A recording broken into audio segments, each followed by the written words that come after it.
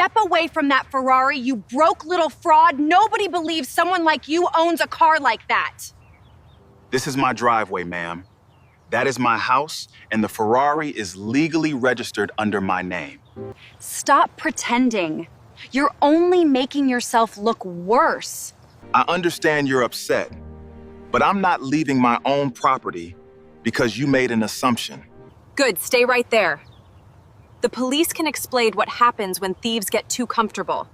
Vanessa raised her middle finger at Marcus as the officers locked the handcuffs around his wrists. Marcus never flinched. Neighbors watched the humiliation unfold, unaware that the man being arrested owned 51% of her company. Before continuing, comment where in the world you are watching from and make sure to subscribe, because tomorrow's story is one you can't miss. Marcus Ellison stood perfectly still in his new driveway, one shoulder pressed against the gleaming red Ferrari. The morning sun caught the car's paint, making it look like liquid fire against the pristine concrete. Behind him, 3 movers carried furniture through the open front door of the mansion he'd purchased 2 weeks ago. The biggest piece, a mahogany desk that had cost more than most people's cars, disappeared into what would become his home office. Ashbourne Crest stretched out around him like a picture from a luxury magazine. Every lawn was trimmed to exactly 2 inches. Every mailbox was polished brass. Every driveway was swept clean. The houses sat far back from the street, protected by iron gates and old money attitudes. Marcus had studied this neighborhood for months before buying here. He knew what he was walking into. Across the street, Vanessa Holbrook stepped out of her white Range Rover, designer heels clicking against the pavement. She wore a cream blazer that probably cost $3,000 and carried herself like someone who had never been told no. Her blonde hair was pulled back in a tight ponytail that made her sharp features look even more severe. She was beautiful in the cold way that rich women often were, polished, calculated, and completely convinced of her own importance. Marcus watched her notice him. He saw the exact moment her expression changed from mild curiosity to something darker. Her eyes moved from his face to the Ferrari, then to the mansion behind him, then back to his face. The confusion lasted maybe 3 seconds. Then came the anger. She stormed across the street without looking for traffic. Her face was flushed red beneath her expensive makeup. She pointed at Marcus like he was something disgusting she'd found on her shoe. "What do you think you're doing?" she snapped, stopping just inside his property line. "You picked the wrong neighborhood to play rich in." Marcus straightened up slowly, keeping his hands visible and his voice calm. "Good morning. I'm Marcus Ellison. This is my house." He gestured toward the mansion. "That's my car." He nodded toward the Ferrari. "You're standing in my driveway." Vanessa's laugh was sharp and ugly. "Your house? Your car?" She stepped closer, invading his personal space. "Do you have any idea where you are right now? This is Ashbourne Crest. People like you don't just show up here with cars like that unless something illegal is happening." A neighbor walking his golden retriever slowed down to watch. An elderly woman watering her roses pretended not to stare while hanging on every word. Marcus felt their eyes on him, measuring his reaction, waiting to see if he would lose control. He didn't. "The property deed is in my name," Marcus said quietly. "The vehicle registration matches my license. Would you like to see the paperwork?" "Paperwork can be faked," Vanessa shot back. "I don't know what scam you're running or who you think you're fooling, but it won't work here. We protect each other in this neighborhood. We look out for suspicious activity." She pulled out her phone, her manicured thumb hovering over the screen.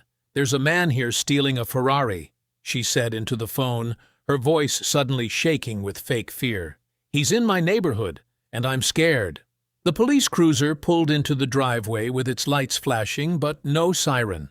Officer Grant Bellamy climbed out of the driver's seat, his thick frame filling out his uniform like he spent more time at the gym than behind a desk. His partner, Officer Daniel Reeves, emerged from the passenger side, younger and leaner, his eyes already scanning the scene with careful attention. Vanessa rushed toward them, her heels clicking rapidly against the concrete. "Officers, thank God you're here. This man refuses to leave. He's been standing here for 20 minutes, acting like he owns the place. Marcus remained exactly where he was, one shoulder still pressed against the Ferrari, hands clearly visible at his sides. He watched Bellamy's face, noting how the officer's expression hardened the moment he saw a black man standing next to an expensive car in this neighborhood. "Sir, step away from the vehicle," Bellamy commanded, without introducing himself or asking a single question. His voice carried the kind of authority that expected instant obedience. Marcus didn't move. "Officer, I'd like to show you my identification, vehicle registration, and property deed. Everything will confirm that I live here and own this car." "I said step away from the vehicle," Bellamy repeated, his hand moving closer to his belt. "Now." Vanessa stepped forward, pointing directly at Marcus's face. Then she did something that made every neighbor stop pretending they weren't watching. She flipped him off, holding her middle finger inches from his nose. "You deserve this," she hissed. "You deserve to be caught. People like you don't just appear in places like Ashbourne Crest with cars like that. You don't belong here, and everyone knows it." Marcus looked at her finger, then at her face, his expression never changing. "Ma'am, you're now on my property, pointing at me and using profanity. I've offered to show identification to clear this up." "Don't you dare talk to her like that," Bellamy snapped. He moved forward and grabbed Marcus's wrist, his grip tight enough to hurt. "Turn around, hands behind your back." "Wait," Officer Reeves said, stepping closer. "Shouldn't we check his ID first? He's been cooperating." Bellamy ignored his partner. "He matches the description of a suspicious person reported in the area. We're detaining him for investigation." A crowd was forming along the sidewalk. Mrs. Patterson from 3 houses down held up her phone, recording everything. The man walking his dog had stopped completely, his mouth hanging open. 2 teenagers on bikes had appeared from somewhere, their phones also out and filming. Marcus felt Bellamy's grip tighten on his wrist, felt the officer trying to force him to turn around. The humiliation was deliberate, performed for an audience. Vanessa stood behind Bellamy with her arms crossed, satisfied smile spreading across her face like she was watching justice being served. Marcus kept his voice steady and clear. He looked directly at the small camera mounted on Bellamy's uniform, knowing that every word would be captured in high definition. "Officer, is everything being recorded?" The question hung in the air like a challenge. Bellamy's grip loosened slightly. Reeves shifted uncomfortably. The neighbors kept filming, sensing that something important was happening, but not sure what. Vanessa's smile faltered for just a moment. Officer Reeves stepped closer to the Ferrari, pulling out his radio and notepad. "Let me just verify this information," he said, glancing at Marcus with something that might have been apology in his eyes. "What's the license plate number?" Marcus recited the numbers and letters clearly. "The registration is in the glove compartment. The vehicle identification number is visible through the windshield on the driver's side." Reeves walked around the car, checking the VIN against his notes. His radio crackled as he called in the plate number to dispatch. The wait felt endless, with Vanessa tapping her heel against the concrete and Bellamy shifting his weight from foot to foot, his earlier confidence starting to crack around the edges. "Copy that," Reeves said into his radio. He looked up at Marcus, then at his partner. "Vehicle is registered to Marcus Ellison at this address. No liens, no theft reports, no flags in the system." Vanessa's mouth opened slightly, but she recovered quickly. "That doesn't prove anything. Papers can be forged. Identity theft happens all the time. Rich people get their cars stolen, and the thieves are smart enough to make fake documents." Marcus reached slowly into his back pocket, his movements deliberate and visible. "Officer Reeves, here's my driver's license. You can also check the property records. I purchased this house 2 weeks ago." Reeves took the license and walked back to the patrol car, leaving Bellamy standing awkwardly between Marcus and Vanessa. The neighborhood had grown quieter, but more people were watching from their windows and front yards. Someone had called others because cars were slowing down as they passed the house. Mrs. Patterson had moved closer, her phone still recording. "Officer," she called out, "this young man was here yesterday directing the moving trucks. The real estate agent introduced him to several of us as the new owner. Bellamy shot her a look that could have frozen water. "Ma'am, please step back and let us handle this investigation." But Mrs. Patterson didn't back down. She was 72 years old, had lived in Ashbourne Crest since it was built, and had buried 2 husbands who fought in wars so people could speak freely in America. "I'm standing on a public sidewalk, Officer Bellamy, and I'm telling you what I witnessed with my own eyes." Reeves returned with the information, his face grim. Property records confirm Marcus Ellison purchased this residence on October 15th for $2.1 million. Cash transaction? No mortgage. Everything checks out completely. The silence stretched like a rubber band about to snap. Vanessa's face had gone pale except for 2 bright spots of red on her cheeks. Bellamy looked like he wanted to disappear into his uniform. Marcus spoke into that silence, his voice carrying clearly to everyone watching. "Officers, I want this false report documented officially. Miss Halbrook accused me of stealing my own car from my own driveway without asking a single question or requesting identification. She made assumptions based on my appearance and her prejudices." "Now wait just a minute," Vanessa exploded. "I don't have to apologize for being cautious. This neighborhood has standards, and when someone doesn't look like they belong—" "What exactly do I not look like?" Marcus interrupted, his calm tone making her words sound even more poisonous. "What should someone look like to belong in the house they purchased legally?" Vanessa's mouth worked soundlessly for a moment. Around them, neighbors were shaking their heads, some looking embarrassed by association. The teenagers on bikes had their phones pointed directly at her now, and she seemed to realize for the first time that her words were being recorded by multiple people. Bellamy cleared his throat. "Mr. Ellison, you're free to go. Sorry for the misunderstanding." "This isn't a misunderstanding," Marcus said firmly. "This is a false police report based on racial assumptions. I want it documented that Miss Halbrook called 911 and claimed I was stealing a vehicle that belongs to me from property that I own without any evidence of wrongdoing." Reeves nodded reluctantly. "We'll include that in our report, sir." Bellamy was already walking toward the patrol car, his shoulders tight with embarrassment. Being corrected in front of this many witnesses would hurt his reputation in the community, and everyone knew it. As the officers reached their vehicle, Vanessa stepped closer to Marcus, close enough that the phones couldn't pick up her words. Her voice was barely above a whisper, but it carried pure venom. "You may have won this little scene," she hissed, "but you will never belong in Ashbourne Crest." Marcus watched the patrol car disappear around the corner before turning toward his front door. The movers were hauling the last few boxes from their truck, their efficiency a sharp contrast to the chaos that had just unfolded in his driveway. He nodded to the crew chief, a weathered man named Rodriguez, who had supervised dozens of executive relocations without ever seeing one turn into a police incident. "Everything good here, Mr. Ellison?" Rodriguez asked, wiping sweat from his forehead with a work towel. "Just a neighbor who jumped to conclusions," Marcus replied calmly. "How much more do you have?" "Maybe 20 minutes. The bedroom furniture and your home office set up." Marcus glanced across the street where Vanessa stood on her covered porch, her phone pressed to her ear. Even from this distance, he could see the animated gestures she was making with her free hand. Her cream blazer caught the afternoon light as she paced back and forth, clearly agitated. "Take your time," Marcus told Rodriguez. "I'll be inside setting up the security system." The house felt different now that it was his, not just the legal ownership, but the earned right to exist in this space without justification. The hardwood floors gleamed under the afternoon sun streaming through tall windows. The rooms were spacious but not showy, designed for comfort rather than intimidation.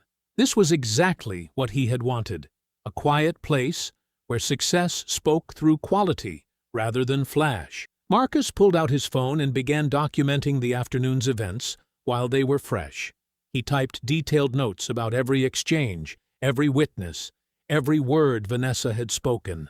The timestamps, the officers' names and badge numbers, the license plates of cars that had slowed to watch, everything went into a secure document he saved to an encrypted cloud service.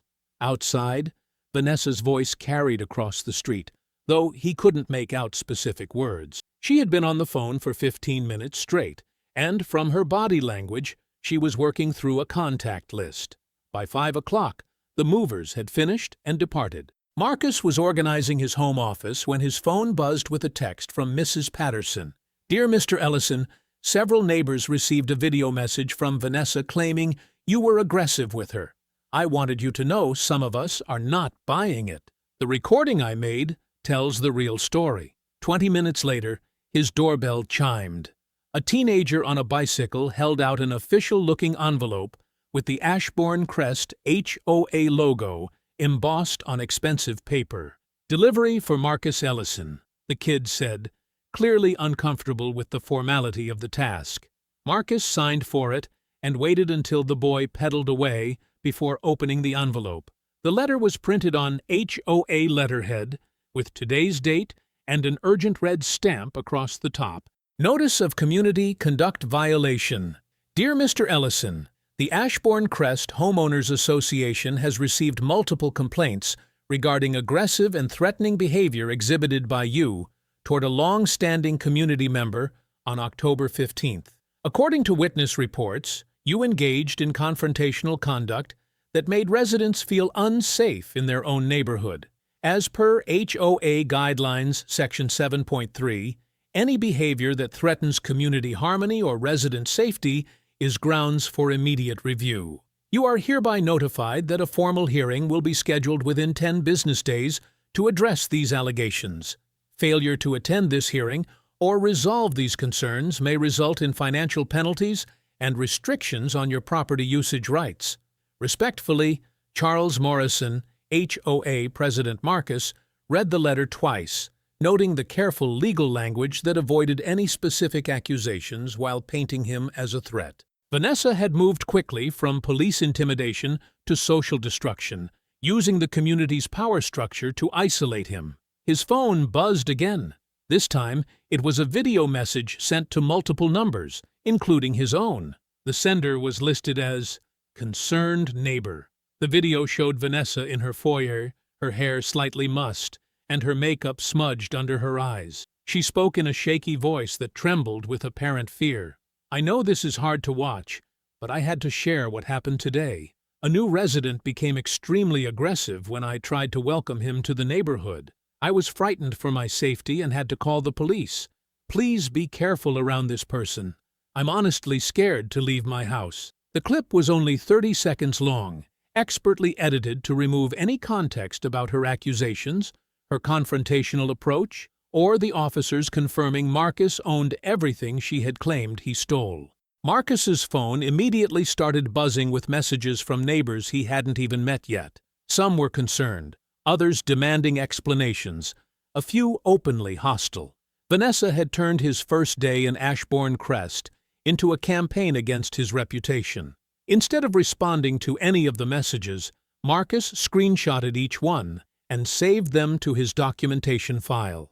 He downloaded the security footage from his driveway cameras, backing up multiple copies to different services. Then he scrolled through his contacts and found the number he needed. Nora Whitfield, attorney at law. "Nora, it's Marcus. We need to talk. Let me guess. Your new neighbors rolled out the welcome wagon?" "Something like that. I need legal advice about a false HOA complaint and what looks like an organized character assassination campaign." Nora's voice sharpened immediately. "Don't respond to anything publicly yet. Don't defend yourself on social media or neighborhood apps. Document everything they send you, but stay completely silent until we can review what we're dealing with. Can you be in my office tomorrow morning? I'll be there at 8. Good. And Marcus, whatever they're planning, let them commit to it fully before we show them why that was a mistake." After ending the call, Marcus walked to his laptop and opened a password-protected folder buried deep in his file system.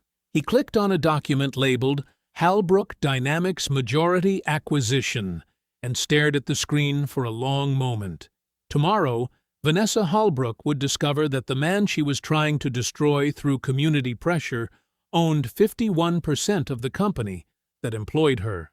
The house settled into silence as midnight approached. Marcus sat in his home office, the only light coming from his laptop screen, and a single desk lamp casting long shadows across unpacked boxes. Through the window, Ashbourne Crest looked peaceful and expensive, with manicured lawns glowing under decorative streetlights.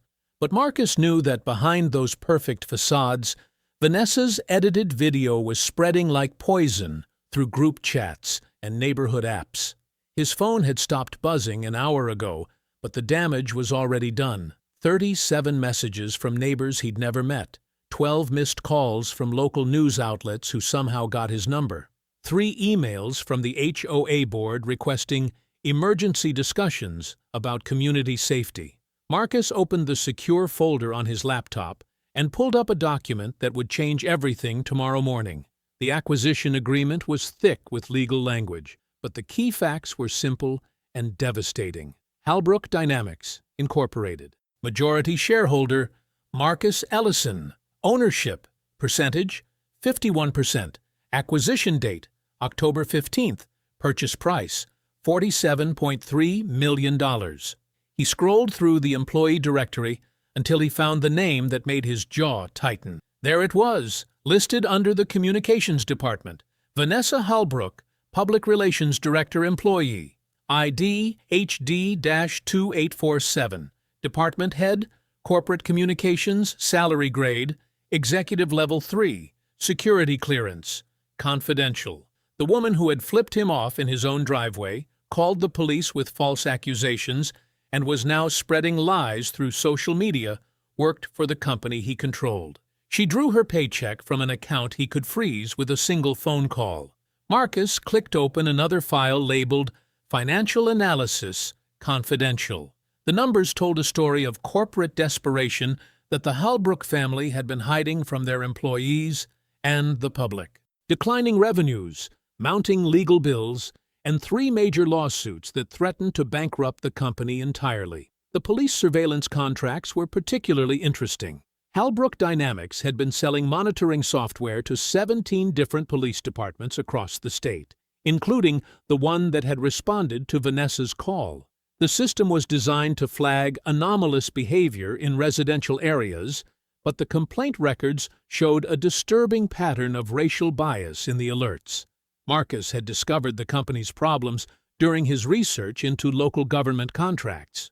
What started as due diligence for his investment portfolio had revealed a network of corruption that reached into police departments, city councils, and suburban homeowner associations. The Halbrook family thought they were selling technology. In reality, they were profiting from institutional prejudice. His laptop chimed with an incoming video call. Nora Whitfield appeared on screen, her office clearly visible behind her despite the late hour. "You're working late," Marcus said. "So are you. I've been digging into your new neighbor situation." Nora held up a thick folder. "Did you know that Officer Bellamy's department has a 3-year contract with Halbrook Dynamics worth $2.8 million annually? I saw that in the acquisition files. They're paying for surveillance software that basically automates racial profiling. It gets worse. I found the deployment records. Their system flagged your address as a high-value anomaly within 6 hours of you moving in. A black man in an expensive car living in Ashbourne Crest triggered their algorithm automatically." Marcus leaned back in his chair, processing the implications. So, Vanessa didn't just call the police because she's racist. She called them because her family's company trains officers to see people like me as suspicious. Exactly. And there's more. And Nora flipped through her papers. "I pulled the corporate records going back 5 years. Halbrook Dynamics was hemorrhaging money until your acquisition. The family was 3 months away from bankruptcy when Eleanor Halbrook signed the sale agreement. Does Vanessa know her mother sold the company to save it? According to my source, inside their legal department, Eleanor never told Arthur or Vanessa about the majority sale. They think they still control everything." Nora's smile was sharp. "Which brings us to tomorrow's emergency board meeting." Marcus pulled up his calendar. 9 a.m., Halbrook Dynamics headquarters. First item of business, introducing the new majority shareholder to the executive team. Are you sure you want to reveal yourself tomorrow? We could wait, gather more evidence, build a stronger case for the discrimination lawsuit. Marcus shook his head firmly. No.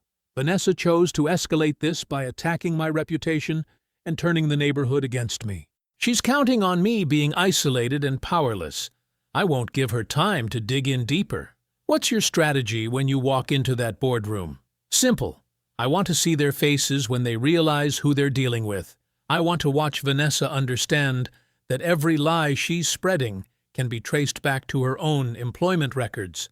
I want her family to know that their rescue came from the man their daughter tried to humiliate. Nora nodded approvingly. And after you've established control? Marcus looked at the financial reports spread across his desk, then at his phone showing the 17 hostile messages from neighbors who had never bothered to introduce themselves properly.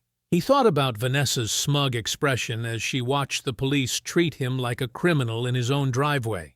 Tomorrow, Vanessa Holbrook learns whose driveway she stepped into.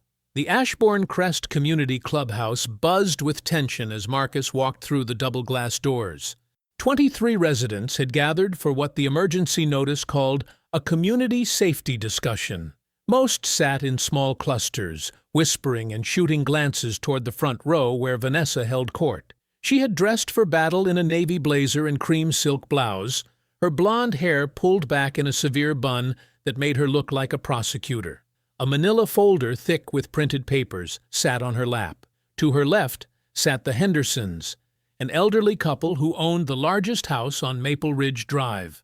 To her right, the Blackwells from the corner mansion nodded along as she spoke in hushed, urgent tones. Near the back door, Officer Bellamy stood with his arms crossed, still in uniform despite being officially off duty. His presence wasn't required for an HOA meeting, but his message was clear. Vanessa had brought backup. Marcus chose a seat in the middle section, close enough to hear every word, but far enough to observe the whole room. He wore a simple black suit with no tie, his expression calm and unreadable. The manila folder in his hands was much thinner than Vanessa's, but he held it with quiet confidence. HOA President Patricia Webb called the meeting to order. She was a woman in her early 60s with silver hair and the careful mannerisms of someone who had spent decades managing corporate boards before retirement. We're here to address concerns about a recent incident involving 2 of our residents, Patricia began. Ms. Holbrook has requested time to present evidence regarding neighborhood safety. Vanessa stood gracefully, smoothing her blazer as she walked to the front of the room. Her voice carried the polished confidence of someone accustomed to controlling narratives. Thank you, Patricia. What happened in my neighborhood 3 days ago was deeply troubling. She opened her folder and began distributing photocopied screenshots. This man, she gestured toward Marcus without looking at him directly, became verbally aggressive when I asked reasonable questions about his presence in our community. Marcus watched the residents examine the printed images. Vanessa had cropped the photos carefully, showing her looking frightened while Marcus appeared to be gesturing toward her. The timestamps were visible, but the sequence had been rearranged to suggest a different story. I feared for my safety, Vanessa continued, her voice dropping to emphasize vulnerability. Men who respond with hostility to simple neighborly questions raise serious red flags about their character and intentions. Mrs. Henderson raised her hand. Vanessa, dear, what exactly did you ask him? I simply wondered if he needed directions or assistance. Luxury vehicles are often targeted by criminals in upscale neighborhoods. I was trying to be helpful. Several residents nodded sympathetically. Marcus remained silent, taking notes in his folder. Vanessa's confidence grew as she sensed the room's support. When I politely asked about his business here, he became immediately confrontational. He raised his voice, made threatening gestures, and refused to provide simple explanations that any innocent person would offer gladly. Officer Bellamy stepped forward slightly, his presence reinforcing Vanessa's narrative without him needing to speak. The edited video I've shared shows exactly what happened, Vanessa said, her tone becoming sharper. This kind of aggressive behavior has no place in Ashbourne Crest. We have families here. Children play in these streets. We cannot allow intimidation tactics to make our neighbors feel unsafe in their own community. Patricia Webb nodded gravely. Thank you, Ms. Halbrook. Mr. Ellison, would you like to respond to these allegations? Marcus stood slowly, his movements deliberate and unthreatening. I would like the full video to be played, not just these edited screenshots. Vanessa's jaw tightened. The images clearly show fragments, Marcus interrupted quietly. Pieces taken out of context. I'm asking for the complete recording to be viewed by everyone here. Patricia looked uncomfortable. Mr. Ellison, we're not a court of law. Ms. Halbrook has provided sufficient. I have my own driveway footage, Marcus said, holding up a flash drive. Security cameras that recorded the entire interaction from beginning to end. The room fell silent. Officer Bellamy's posture stiffened. Vanessa's face went pale beneath her makeup. That's not necessary, Patricia said quickly. We can review the evidence privately. No. Marcus's voice carried quiet authority that made several residents sit up straighter. If Ms. Halbrook wants to use video evidence to question my character publicly, then the complete truth should be available for everyone to judge. Marcus walked to the front of the room and plugged the drive into the clubhouse's presentation system. The large wall-mounted screen flickered to life, showing a clear view of his driveway from the morning of the incident. The timestamp read 8:47 a.m. as the video began. Marcus could be seen standing beside his red Ferrari while movers carried boxes toward his front door. His posture was relaxed, his hands visible, his expression calm. At 8:52 a.m., Vanessa appeared at the edge of the frame, striding across the lawn with her finger already pointed at Marcus. Even without audio, her body language was unmistakably aggressive. Marcus turned up the volume. Vanessa's voice rang through the clubhouse speakers. You picked the wrong neighborhood to play rich in, buddy. That car doesn't belong to you, and neither does that house. The room watched in stunned silence as the real conversation unfolded.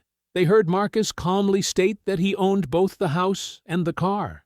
They saw Vanessa laugh in his face, flip him off inches from his nose, and call 911 while making wild accusations. Men like you don't just appear in places like that with cars like that, Vanessa's recorded voice declared with contempt. Mrs. Henderson gasped audibly. Mr. Blackwell shook his head in disbelief. Officer Bellamy took a step toward the exit. The video continued, showing Vanessa coaching the police officers, pointing dramatically at Marcus, and insisting he must be lying despite his documentation. It captured her theatrical performance when the officers arrived, complete with claims that she had feared for her safety from a man who had never raised his voice or made a threatening gesture. When the 23-minute recording ended, the clubhouse was dead quiet. Vanessa's face was flushed red with rage and humiliation. "This is exactly what I mean," she exploded, her polished composure cracking completely. "He's trying to embarrass me on purpose. He recorded this whole thing to make me look bad." "You made yourself look bad," said a voice from the back. It was Tom Morrison, a quiet man who rarely spoke at HOA meetings. "We all just watched you lie to the police about what happened." "I didn't lie about anything," Vanessa snapped. "I had legitimate concerns." "You assumed he was a criminal because he's black," Mrs. Henderson said quietly, her elderly voice carrying shocking moral clarity. "That's what we just watched, dear. That's what you did."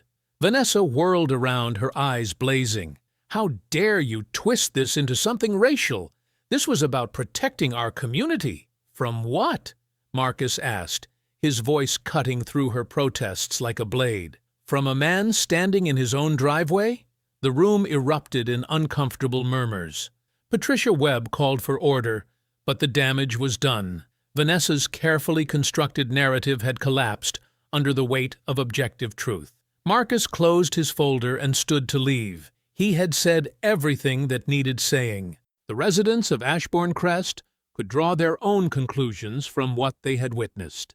As he reached the door, Vanessa's phone rang with a sharp, urgent tone. She glanced at the screen, and her face went ashen. Halbrook Dynamics, executive assistant, appeared on the display. She answered with a shaking hand. "This is Vanessa."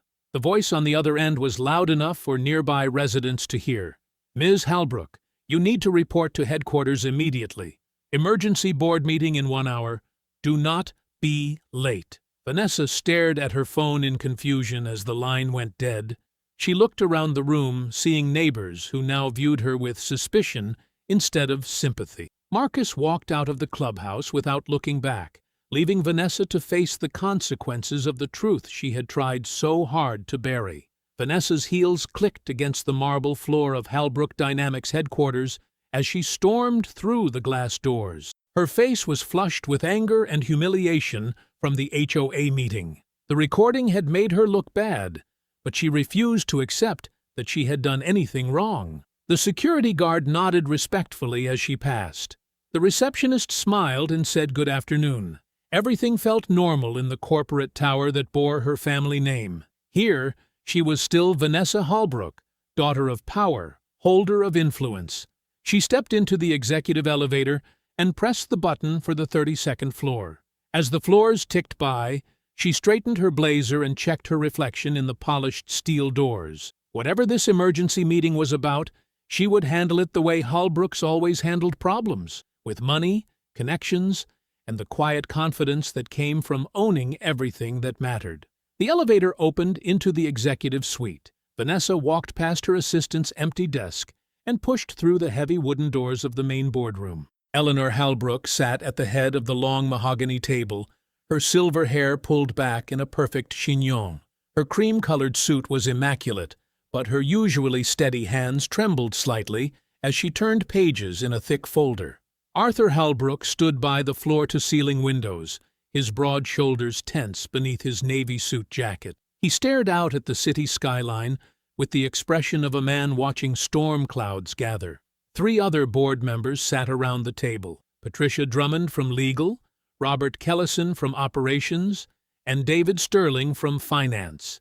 Their faces were pale with concern. "Mother, what's this about?" Vanessa asked as she took her usual seat. "I had to leave an important community meeting.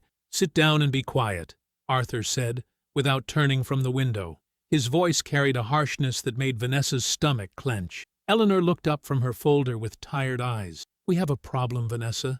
A very serious problem." "What kind of problem?" "The majority investor," Patricia Drummond said carefully. "The one who bought 51% of the company through the emergency restructuring deal.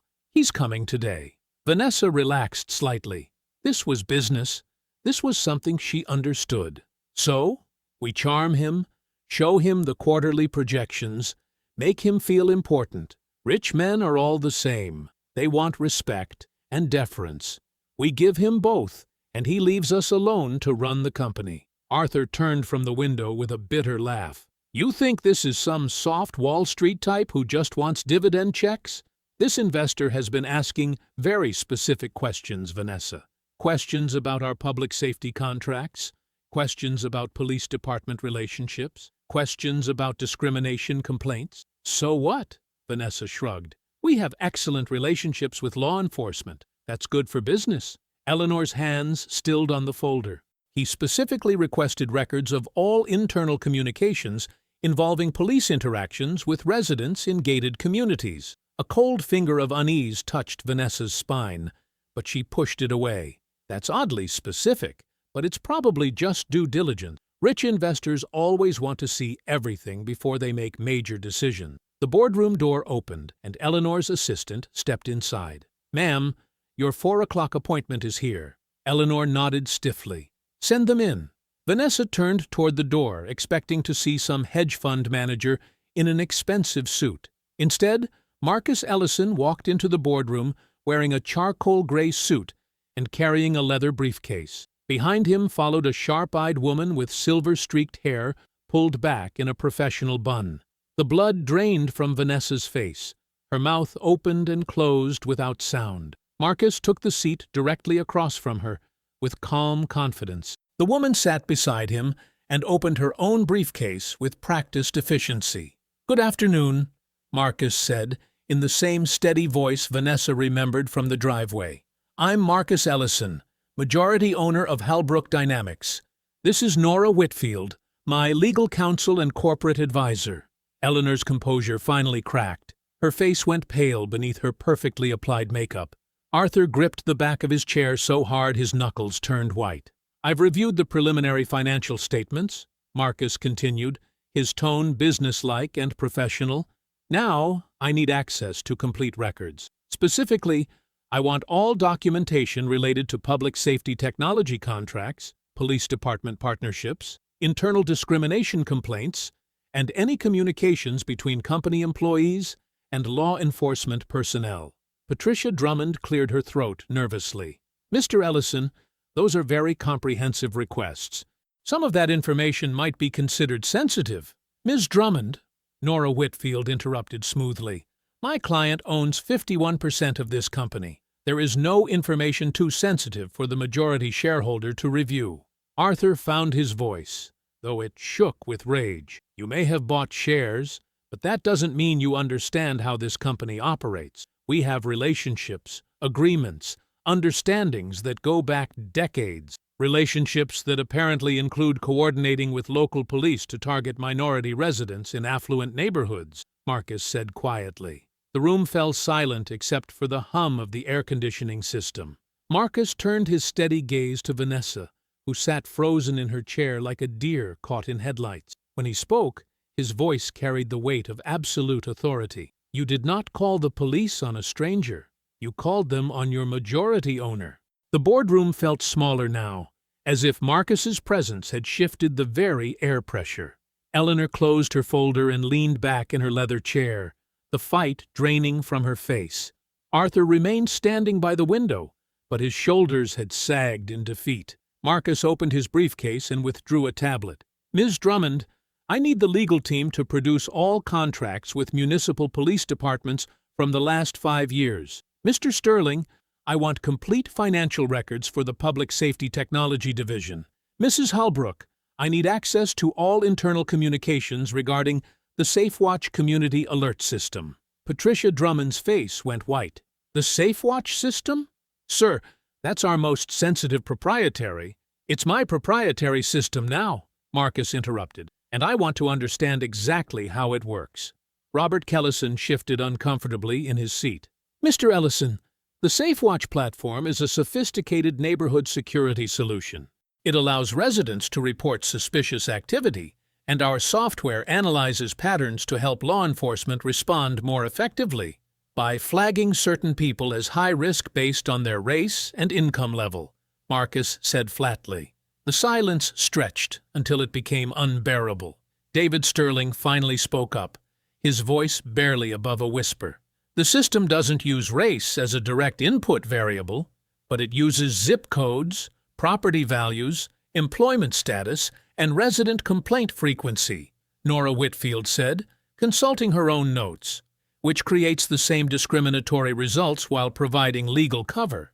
Marcus turned his tablet to face the board. "I've already obtained preliminary data from 3 police departments that use your system. In the last 18 months, the SafeWatch platform flagged over 200 individuals as potential neighborhood threats. 93% were Black or Hispanic. 87% were in affluent neighborhoods where they didn't live." Vanessa finally found her voice. "That's not discrimination. That's just data. If certain people keep showing up where they don't belong, like me in my own driveway?" Marcus asked quietly. The question hung in the air like a blade. Vanessa's mouth opened and closed without sound. Marcus swiped to another screen on his tablet. "Your system sold reporting software to 17 police departments in this region. Officer Bellamy's department has been using it for 8 months. When Ms. Halbrook called about a suspicious person in Ashbourne Crest, the system automatically elevated her complaint to priority status because she's a verified resident reporting about someone it didn't recognize." Arthur turned from the window, his face red with anger. "You're talking about public safety technology that protects communities. I'm talking about a profit-driven system that turns neighborhood paranoia into police action," Marcus replied. "Your daughter didn't just call 911. She activated an algorithm designed to treat wealthy white complaints as more credible than basic evidence." Eleanor spoke for the first time since Marcus had entered the room. The SafeWatch system was developed in response to legitimate security concerns from our residential clients.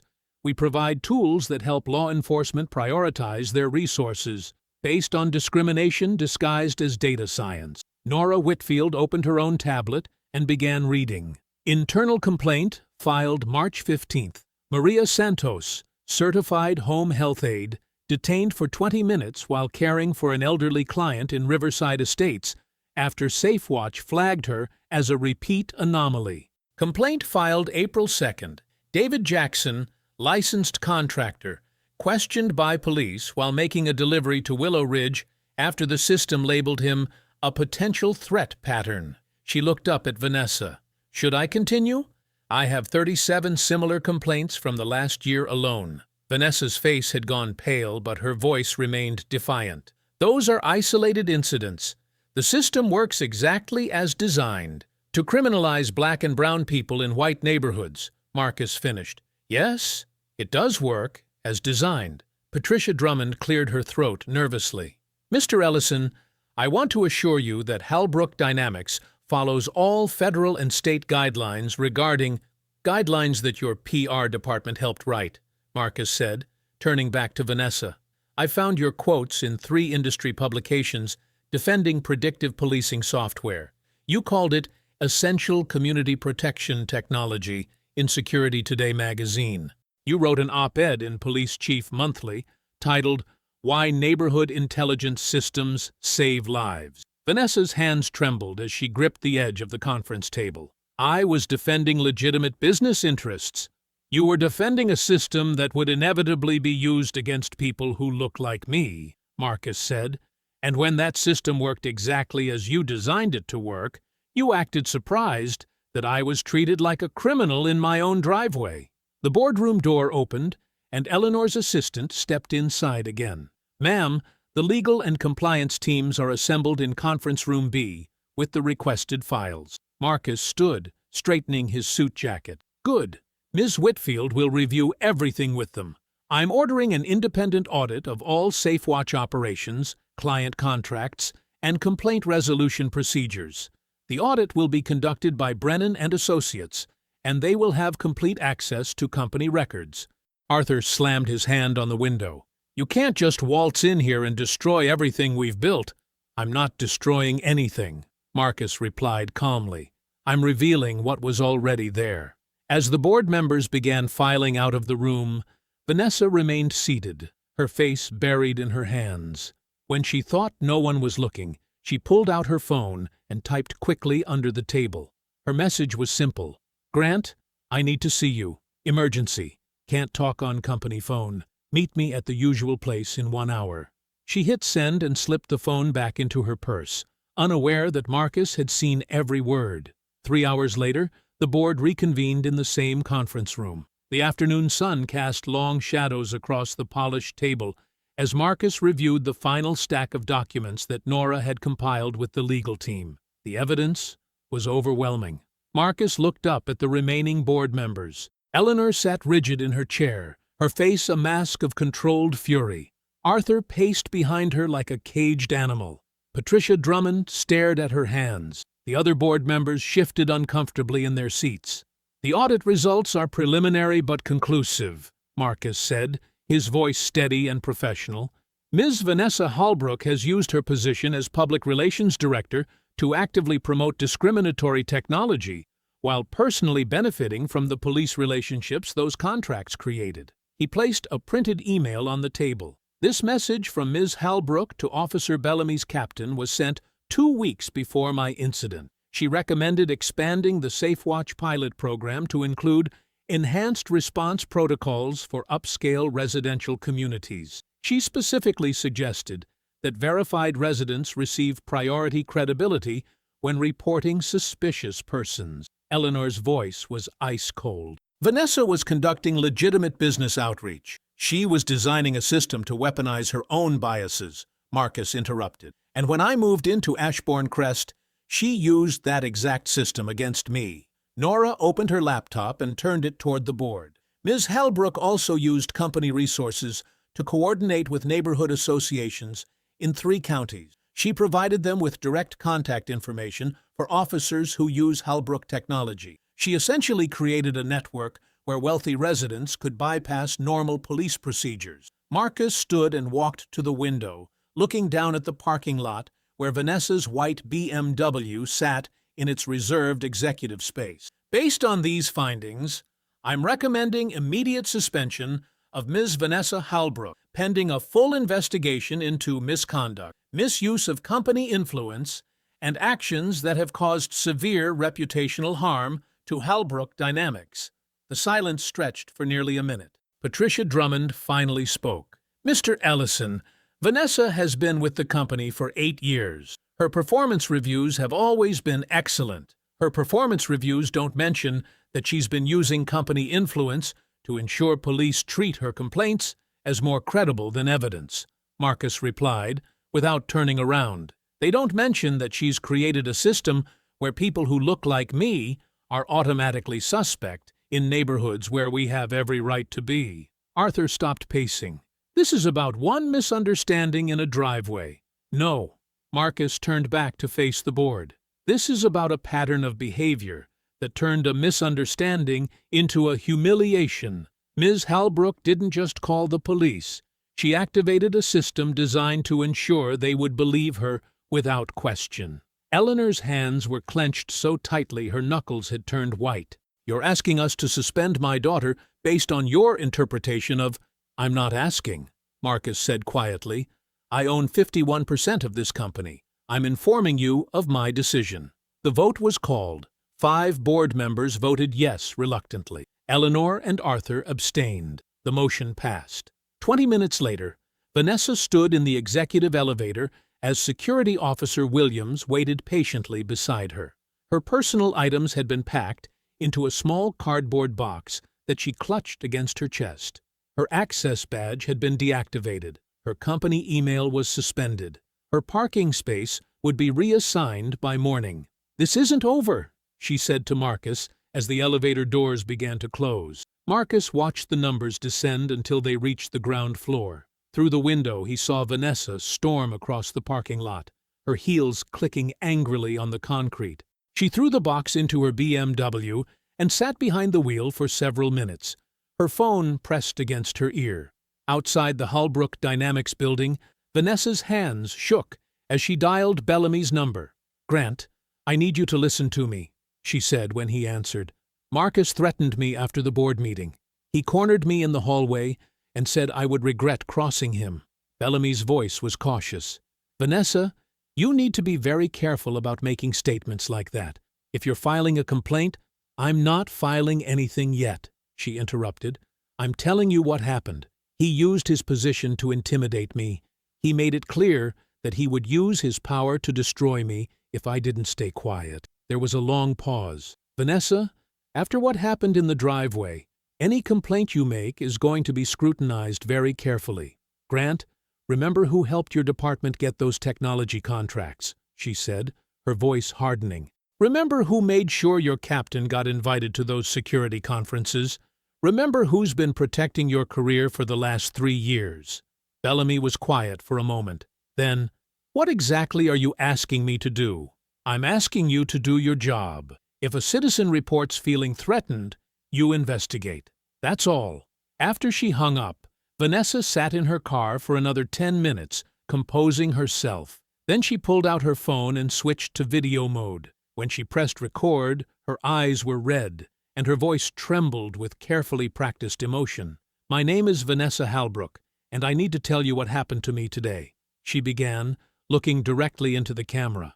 "A man used his wealth and power to silence me because I stood up for my neighborhood.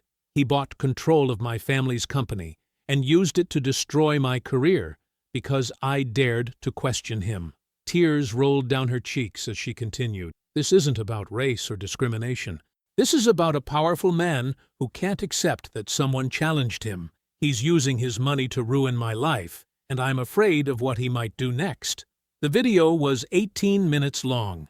By the time she finished, Vanessa had transformed herself from a suspended executive into a victim of corporate bullying. She uploaded it to 3 social media platforms and sent the link to every contact in her phone. That evening, Marcus returned home to Ashbourne Crest, unaware that his phone had 17 missed calls and 43 text messages. The video had already been shared over 2,000 times. He parked the Ferrari in his driveway and walked toward his front door, thinking about the day's victories. Vanessa was suspended.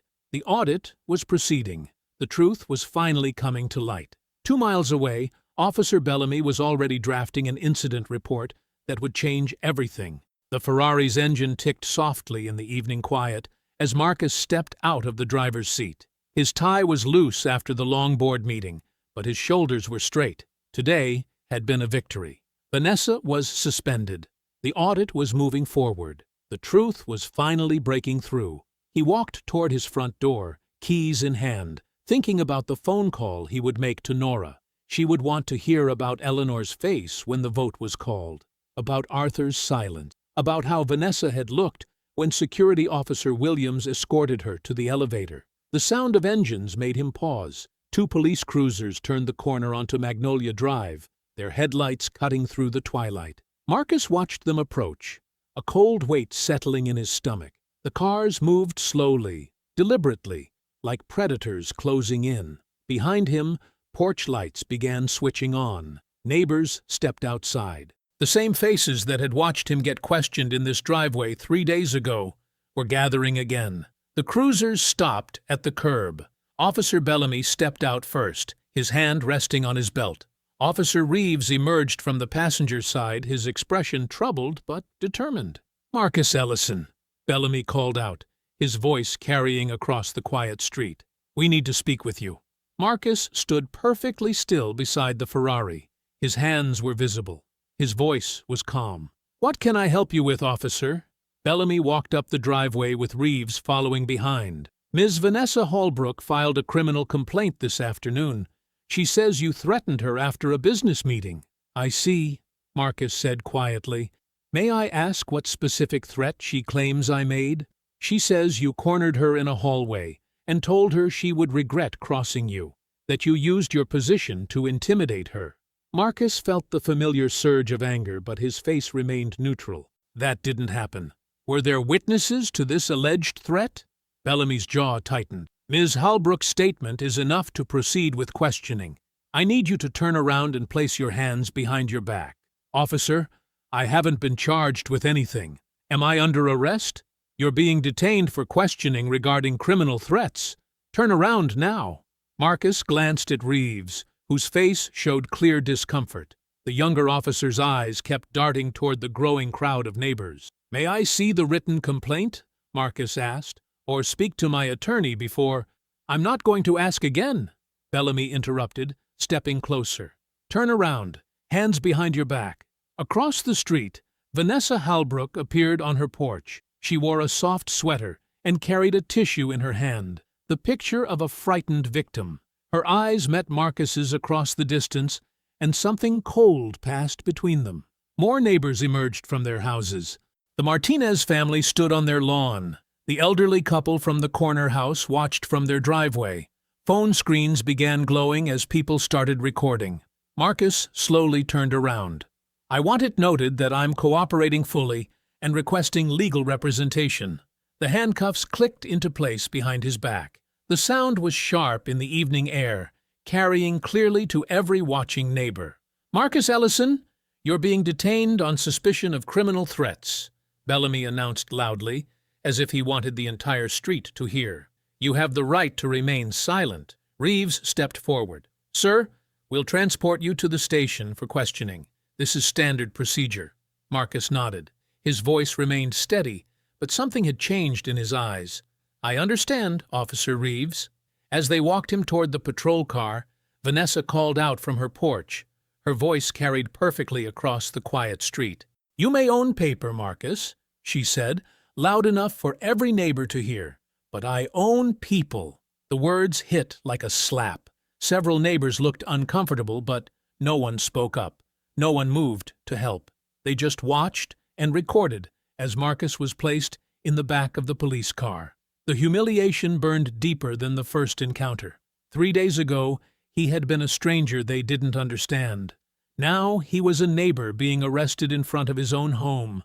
Now Vanessa had turned his moment of corporate victory into public disgrace.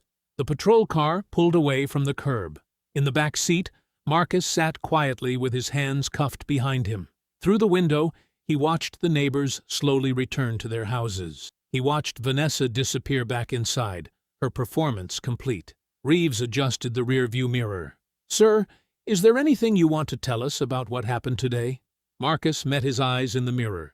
His voice was calm, almost conversational. "Tell Nora the red folder is enough." The fluorescent lights in the holding room buzzed like angry wasps. Marcus sat on the metal bench, his hands finally free of handcuffs, but his expensive suit wrinkled from the arrest.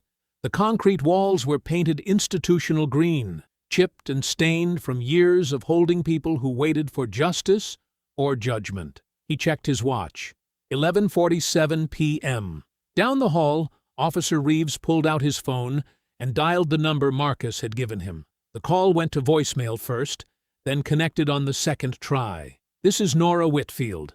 "Ms. Whitfield, this is Officer Daniel Reeves with Ashbourne Police. I have your client, Marcus Ellison, in custody. He asked me to tell you that the red folder is enough." A pause, then Nora's voice sharpened. "Where is he being held?" "Ashbourne Station, holding room 3. He's requesting counsel before any questioning." "I'll be there in 20 minutes. Do not interview him until I arrive." Reeves glanced toward Bellamy's desk. "Yes, ma'am."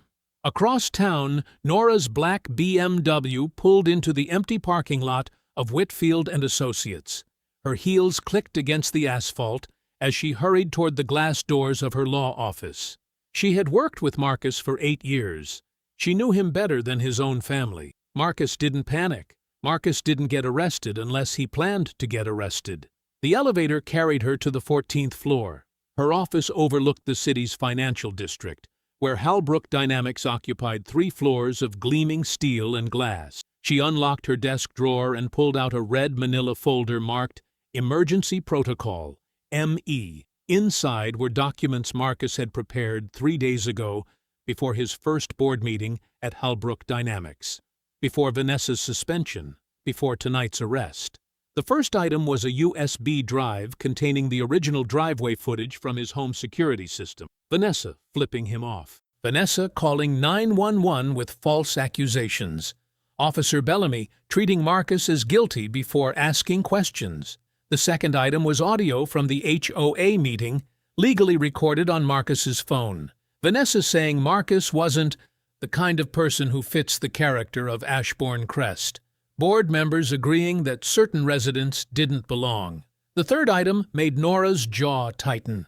Corporate emails between Vanessa and the marketing department discussing police partnerships and community safety analytics. Charts showing how Halbrook's software flagged minority residents in wealthy neighborhoods as anomalous presences requiring additional verification. The fourth item was a communication log from Halbrook's internal security review.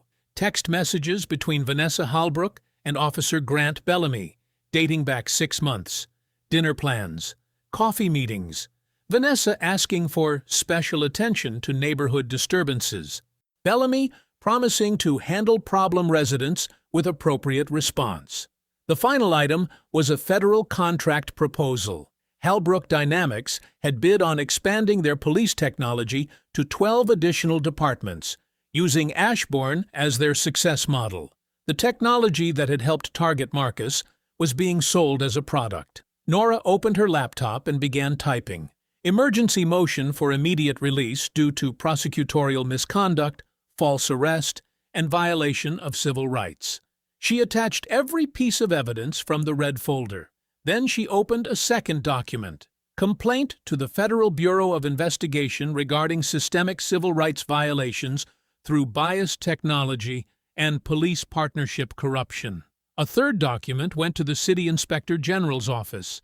A fourth to the Halbrook Dynamics Board's independent counsel, the law firm hired to oversee Marcus's takeover process.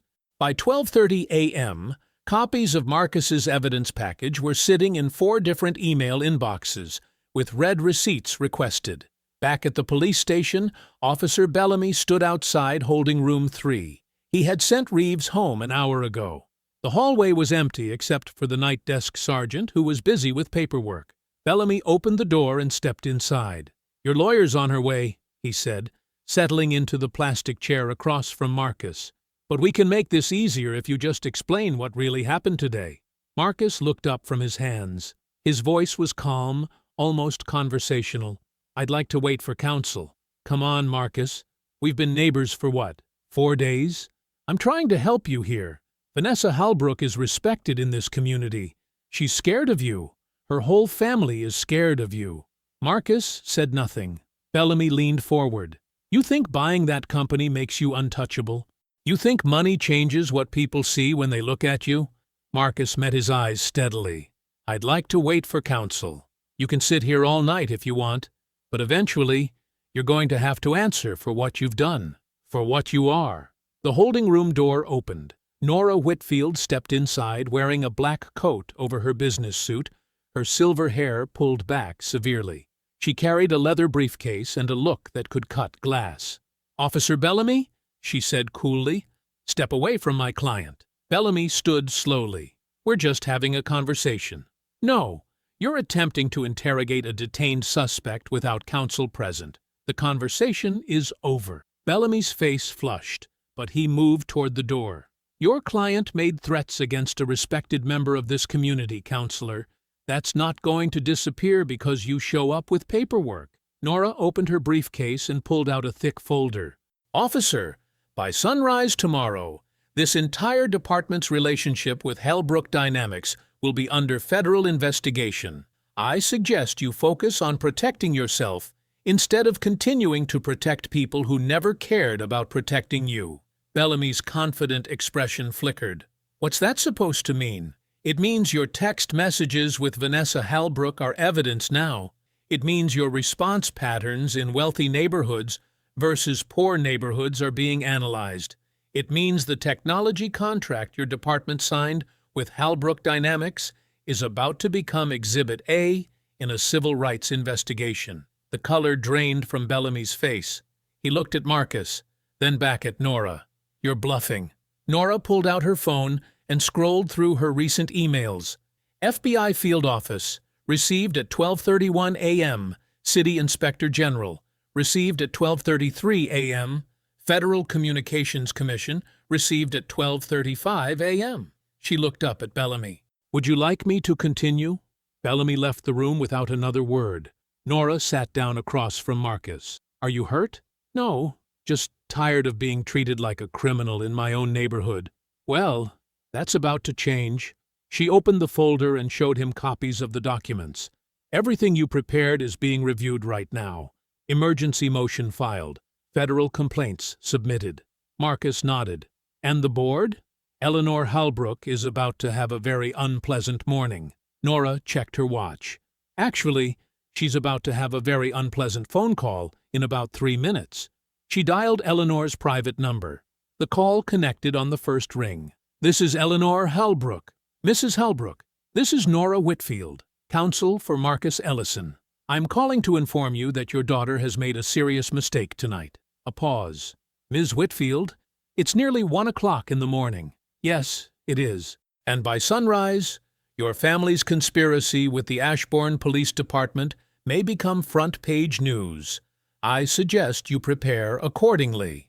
The Halbrook Dynamics building stood dark against the pre-dawn sky, its glass facade reflecting the empty parking lot below. Only one floor showed light, the executive level, where Eleanor Halbrook sat alone in the private conference suite at 4:47 a.m. She wore a navy blazer over a white blouse, her silver hair perfectly styled despite the early hour. Her hands rested flat on the polished mahogany table, but her fingers trembled slightly. The coffee cup beside her had gone cold an hour ago. The conference room door opened. Nora Whitfield stepped inside carrying 2 briefcases and wearing the same black coat from the police station. Her expression was sharp and professional, like a surgeon preparing to operate. "Mrs. Halbrook, thank you for meeting on such short notice." Eleanor didn't stand. "Ms. Whitfield, I trust this emergency couldn't wait until business hours. Nora set her briefcases on the table and opened the first one. Your daughter is currently at your home with your husband, trying to craft a media response to her arrest of Marcus Ellison. They believe they can control this story. Vanessa was protecting herself and our community from the majority owner of this company. Nora pulled out a thick file and placed it on the table between them. The man your family invited to save Halbrook Dynamics from complete financial collapse. Eleanor's composure cracked for just a moment. Her eyes flicked to the file, then back to Nora's face. I don't know what you think you've discovered, but authorization of emergency capital investment, dated 6 months ago. Nora opened the file and slid the first document across the table. Your signature, Mrs. Halbrook, approving the sale of 51% of company shares to Ellison Holdings, LLC. The blood drained from Eleanor's face. She stared at the document like it might disappear if she looked hard enough. Nora continued relentlessly. Board Resolution 2024-03, approving the terms of acquisition. Your signature again. Purchase Agreement Amendment, extending Marcus Ellison's authority over corporate operations. Your signature a third time. Eleanor's voice came out as barely a whisper. Those documents are confidential. They were, until your daughter decided to wage war against the man who owns this building. Nora pulled out a second set of papers. Marcus asked me to review his acquisition files after Vanessa's first attack. Imagine my surprise when I discovered that his new neighbor had personally negotiated his purchase of her family's company. Eleanor closed her eyes. You don't understand. The company was dying. We had lawsuits from 12 different cities. The surveillance contracts were falling apart. The board was preparing to vote for bankruptcy. So you sold control to Marcus without telling Vanessa or Arthur. I saved the company. Eleanor's voice rose. Then she caught herself and looked around the empty conference room. I saved our family's legacy. I preserved the Halbrook name. Nora opened her second briefcase and pulled out a legal pad covered with notes. Mrs. Halbrook, let me explain what your daughter doesn't know. The man she called the police on yesterday owns the patents to every piece of technology this company produces. He controls the board votes that determine executive salaries. He has the authority to fire any employee, including family members, for misconduct. Eleanor's hands pressed flat against the table. Vanessa doesn't know about the sale. No, she believes she's fighting an intruder. She has no idea she's attacking the person who prevented her family from losing everything. Nora leaned forward. But Marcus knows exactly who she is. And after yesterday, he knows exactly what kind of person she is. What do you want from me? Nora pulled out a federal subpoena and placed it on top of the other documents. The FBI's Civil Rights Division is investigating Halbrook Dynamics contracts with local police departments. They're particularly interested in how surveillance data was used to profile residents in wealthy neighborhoods. Eleanor read the subpoena with growing horror.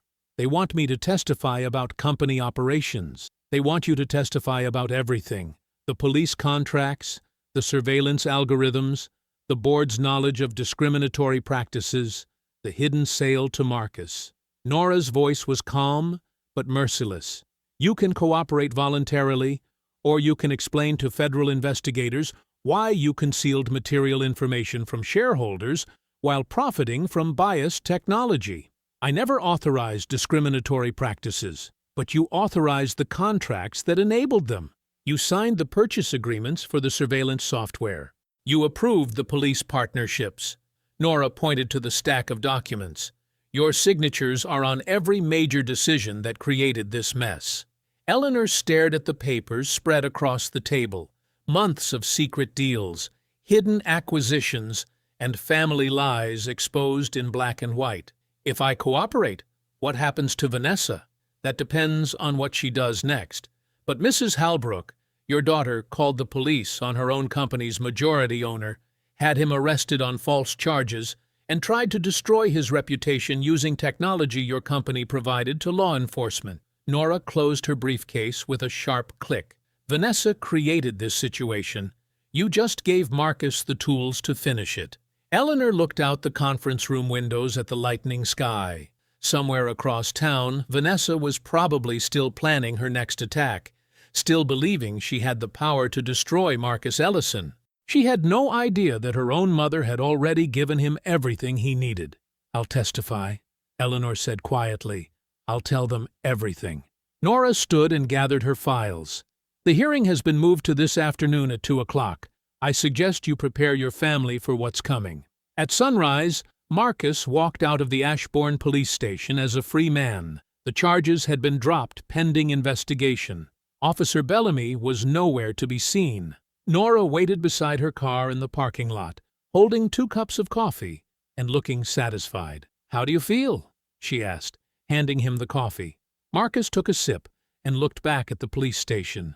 "Like I'm about to watch a very expensive house of cards fall down. The hearing's been moved to this afternoon. Eleanor is going to cooperate fully." Nora smiled. "By sunset today, everyone in Ashbourne Crest will know exactly who you are and exactly what Vanessa tried to do to you." Marcus nodded and got into his car. "Then let's finish this." The county civil hearing room buzzed with tension as Marcus entered through the main doors that afternoon. Reporters clustered around the entrance, cameras flashing as he walked beside Nora toward the plaintiff's table.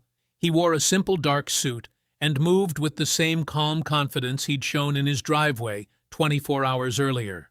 Outside, Vanessa had arrived in a black SUV with Arthur beside her. She stepped out wearing a cream-colored dress and pearl earrings, her hair pulled back in a style that suggested vulnerability rather than authority. The cameras loved her. She paused on the courthouse steps, dabbing at her eyes with a tissue while Arthur placed a protective hand on her shoulder. "This has been the most terrifying experience of my life," she told the reporters, her voice trembling just enough to sound genuine. "No woman should have to fear for her safety in her own neighborhood. I only hope justice will be served today." Officer Bellamy stood behind them in his dress uniform, looking uncomfortable but determined. His presence was meant to suggest official support for Vanessa's version of events. Inside the hearing room, Marcus took his seat and surveyed the crowd. Half the residents of Ashbourne Crest had shown up, along with reporters from 3 local news stations and a blogger who specialized in exposing wealthy corruption. The room felt electric with anticipation. Judge Patricia Morrison called the proceedings to order at exactly 2 o'clock. She was a black woman in her 50s with steel-gray hair and no patience for theatrics. "This hearing will determine whether probable cause existed for the arrest of Marcus Ellison and whether civil rights violations occurred during the incident in question." Vanessa's attorney spoke first, painting her as a frightened neighbor who'd acted reasonably when confronted by a suspicious stranger. The lawyer showed the edited video clip that had circulated through the HOA, emphasizing Vanessa's apparent fear and Marcus's imposing presence. "My client exercised appropriate caution when she observed an unidentified individual in possession of an expensive vehicle in her exclusive neighborhood," the attorney argued. "Her call to law enforcement was both justified and necessary for community safety." Several Ashbourne Crest residents nodded in agreement. They still believed Vanessa's carefully crafted narrative. Then Nora stood up. "Your Honor, the defense would like to present the complete unedited footage from the incident in question."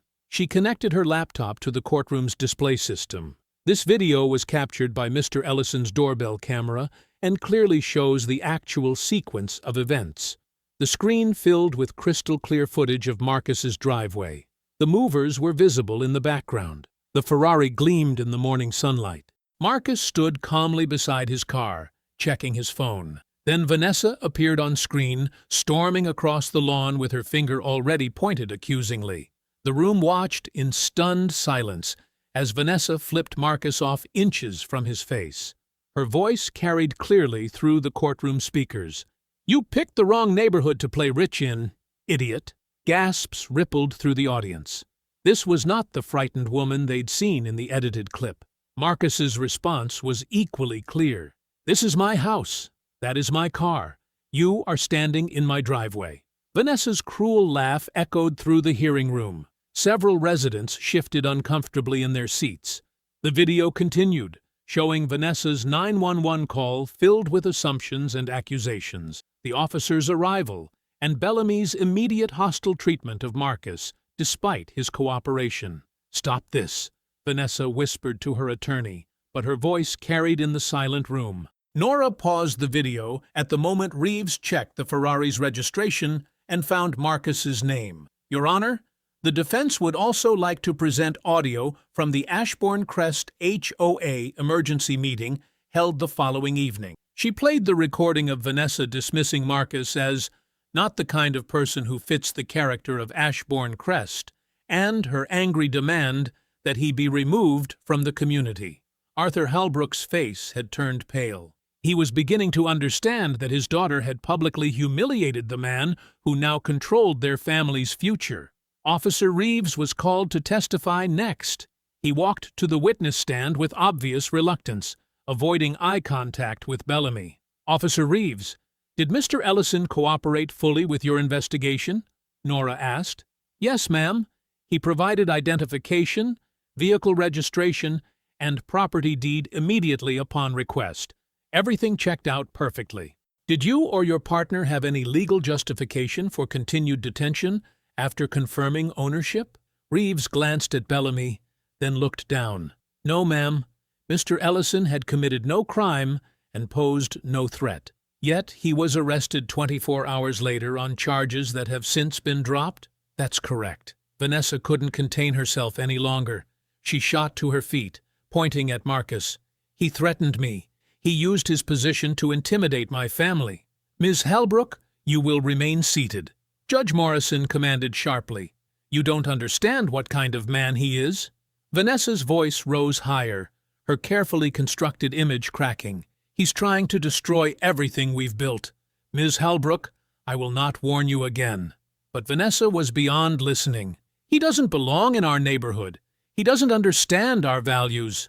Marcus remained perfectly still, his hands folded on the table. He didn't gloat. He didn't smirk. He simply watched as Vanessa exposed herself exactly as he'd known she would. Judge Morrison's gavel cracked like thunder. "Ms. Halbrook, you are in contempt. One more outburst, and you will be removed from this courtroom." Vanessa finally sat down, but her face was flushed with rage and desperation.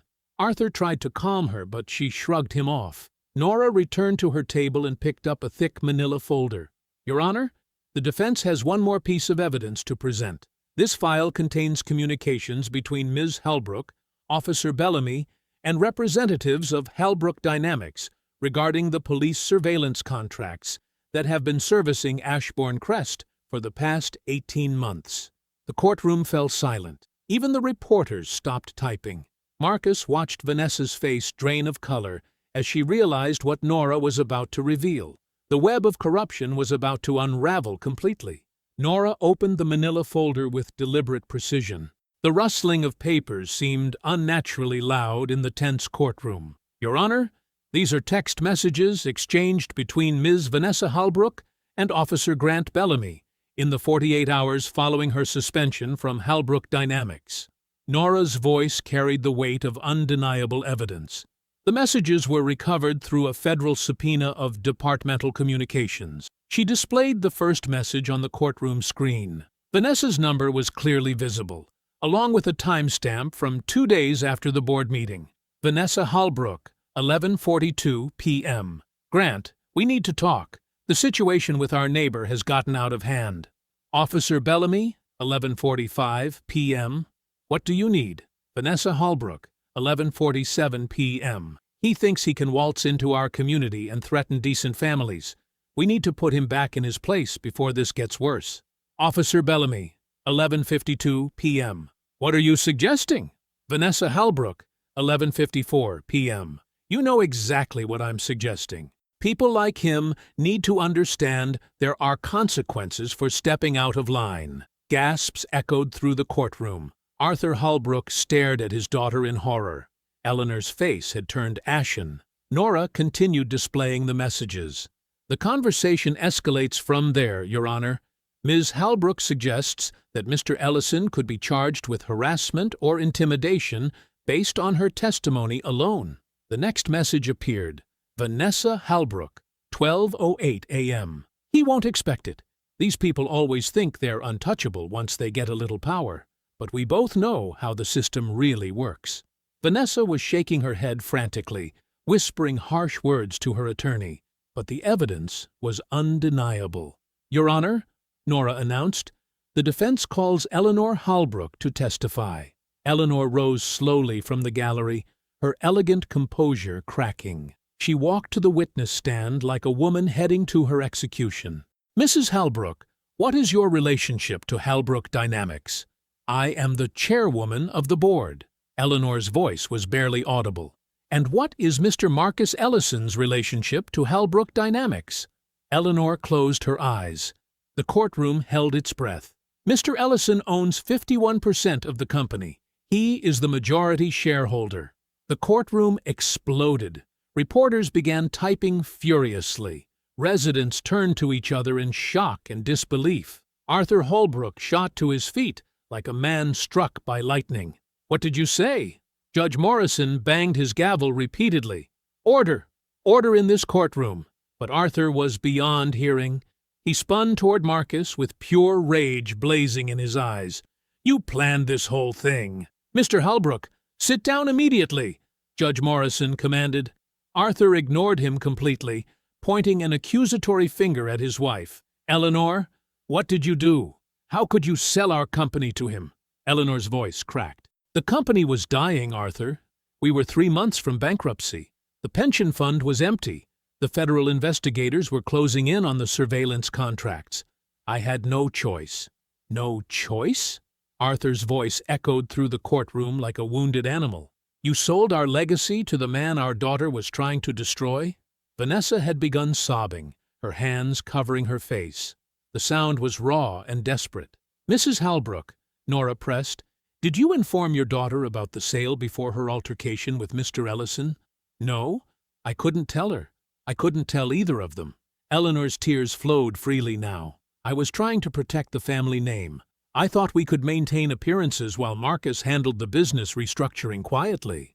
The irony hung in the air like poison. Vanessa had humiliated and attacked the very man her mother had chosen to save their empire.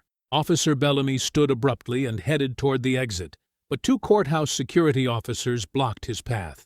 Judge Morrison's voice cut through the chaos. Officer Bellamy, you will remain seated. I am referring this matter to the Internal Affairs Division and the Federal Bureau of Investigation for immediate review. Bellamy's face went white. He sank back into his chair as if his legs had given out. Furthermore, Judge Morrison continued, I am ordering a complete review of the arrest complaint filed against Mr. Ellison for potential misconduct and civil rights violations. News alerts were already pinging on phones throughout the courtroom. Social media was exploding with real-time updates. Vanessa's carefully constructed image was collapsing in front of the entire community. Marcus remained silent, watching the destruction unfold around him. He had not spoken a single word of revenge or triumph. He had simply let the truth do its work. The hearing concluded with Judge Morrison's final declaration. This court finds no credible evidence to support the harassment charges against Mr. Ellison. All complaints are dismissed with prejudice. Outside the courthouse, reporters swarmed Marcus as he descended the steps. Cameras flashed, microphones thrust toward his face. Mr. Ellison, how does it feel to be vindicated? Will you be seeking damages against the Halbrook family? What's your response to the corruption allegations? Marcus paused on the courthouse steps, his voice calm and measured. Accountability begins today. He walked away without another word. The morning sun cast the same golden light across Ashbourne Crest as it had 3 weeks earlier. Marcus stood in his driveway beside the red Ferrari, but everything had changed. The moving boxes were gone from behind him. The uncertainty was over. The truth had won. Mrs. Patterson from 2 houses down approached first, her silver hair catching the morning breeze. She carried a plate covered in blue checkered cloth and walked with the careful steps of someone carrying shame. Mr. Ellison, she said softly, stopping a respectful distance away. "I owe you an apology." Marcus turned toward her with the same calm expression he had worn through every confrontation. "Good morning, Mrs. Patterson." I believed her video without asking questions. "I voted to censure you at the HOA meeting." Her voice shook with genuine regret. "I was wrong, completely wrong. I'm sorry." She extended the plate toward him. "Fresh apple muffins, my grandmother's recipe. It's not enough, but it's a start." Marcus accepted the plate, his expression softening slightly. "Thank you. The apology means more than you know." Word had spread quickly through the neighborhood about yesterday's hearing. By 9 in the morning, a steady stream of residents approached Marcus's driveway. Some came with baked goods. Others simply offered handshakes and quiet words of respect. Tom and Linda Jeffries, the retired couple who had tried to defend him at the HOA meeting, brought fresh coffee in a thermos. "We're glad you stayed," Tom said firmly. "This neighborhood needs people who stand up for what's right." Marcus poured coffee into the thermos cap and leaned against the Ferrari's hood. For the first time since moving to Ashbourne Crest, he felt genuinely welcome. A police cruiser turned onto the street, and several neighbors tensed instinctively. But Marcus recognized the driver immediately. Officer Daniel Reeves parked at the curb and walked toward the driveway alone, still in uniform, but moving with the heavy steps of a man carrying guilt. "Mr. Ellison," Reeves said, removing his cap, "I'm off duty, but I needed to come by personally." "Officer Reeves, I should have stopped what happened in this driveway 3 weeks ago. I should have checked your documents first. I should have questioned Bellamy's approach." Reeves looked directly into Marcus's eyes. "I was a coward.